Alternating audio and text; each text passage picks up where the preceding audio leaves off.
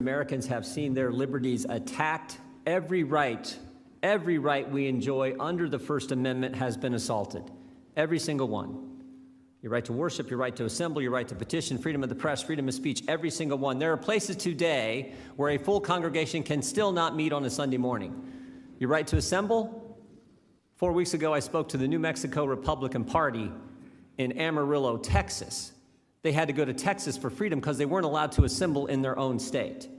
Your right to petition your government? We sat here today on Capitol Hill having an important hearing with the director of the FBI, but our constituents can't come to their Capitol, lobby their member of Congress to redress their grievances because the Speaker of the House won't let them in. Freedom of the press? Maybe the best example is the president won't go to the border, the vice president won't go to the border. When Secretary Mayorkas went to the border, he wouldn't let the press in the very facilities he was touring. And of course, freedom of speech, we all know what's happened to that.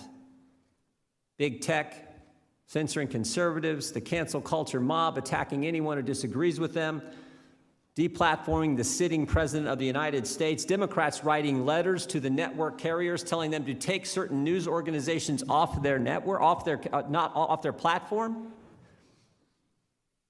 Freedom is under attack, and Director, a lot of Americans think you're part of the problem. Before you got there, the Comey FBI spied on the Trump campaign. Over the last 3 years, the FBI labeled the baseball field shooting where our friend and colleague Steve Scalise was shot, labeled that suicide by cop for 3 years. We know the guy set out to go after Republicans. He had a piece of paper in his pocket with 6 Republican names on it. But somehow the FBI thought it was suicide by cop. Thank goodness you've changed that. More recently, the FBI raided the New York apartment of Mayor Giuliani.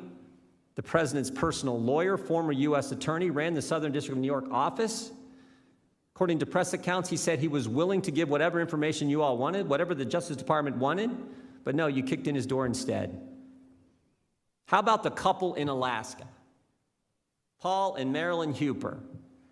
They sure witnessed an attack on their liberty in an up-close and personal way.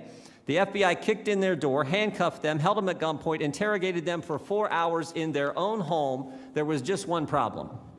They had the wrong people. Had the wrong people.